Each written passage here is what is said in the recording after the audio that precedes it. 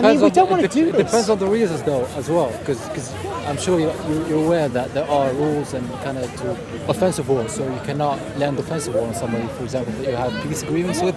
Or but why should you have to have a peace agreement with them? Wait, because one of the reasons, let me just because go on. Sorry, we brought up the Romans and the Persians, but one of the reasons there were war against the Romans and the Persians because they refused to let Islam in, and so that's one of the reasons that you get permission to wage war against them so that you can spread Islam. My friend, you realise what you're saying?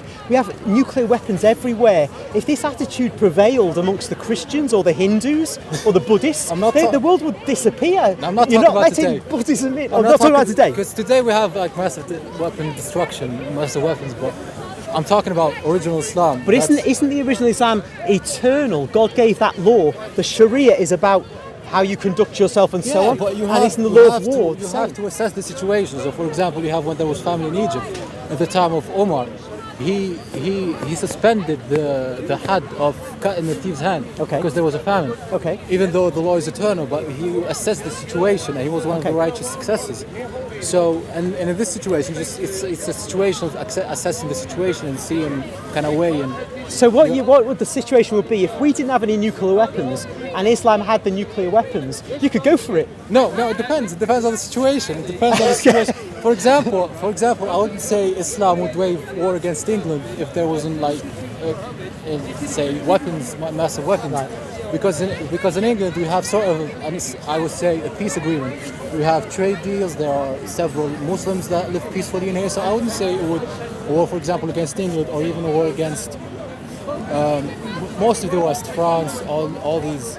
France could be different. But when the Muslims invaded Spain and France, there was no hostility. France and Spain had not expressed hostility to Islam. The Visigothic kings in Spain were leading the lives they were leading, and whoever ruled the Franks at the time was leading the lives they were leading. The Italians, but Islam invaded wherever it could, and the only time it ever stopped was not because it was assessing the situation or anything like that. It was because it was stopped by usually Catholic armies. I'm not really educated that much into. I'm more educated onto the early history. All right, okay. But this is 711 AD when the Muslims had crossed the Straits of Gibraltar and invaded Spain. Yeah, so we're very early on. We're like less than 100 years after the death of Muhammad. So what I'm trying to say is this is a warrior religion and is extremely dangerous in principle because its foundation is about going forward, and they'll stop when we agree to submit and pay the jizya. And that's us, because we're Catholics, so we're people of the book. So you're going to let us, within restrictions, we're going to live. Yeah. But the poor old Hindus, they're for the chop unless they convert to Islam. They did get massacred in large numbers in India, because they were pagans. When was this? This was when Islam eventually reached India and took over the country. Yeah. Because there's hatred, isn't there, between Muslims and Indians, and Hindus in India. It all goes back.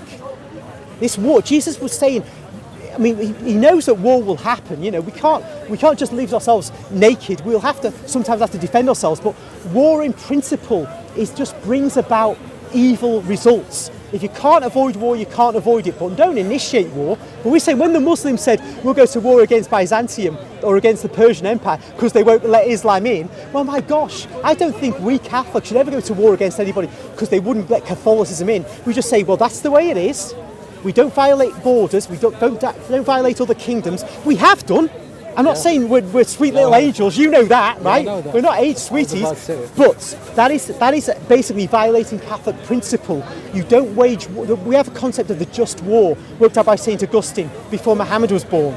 And it's basically you do not wage aggressive war.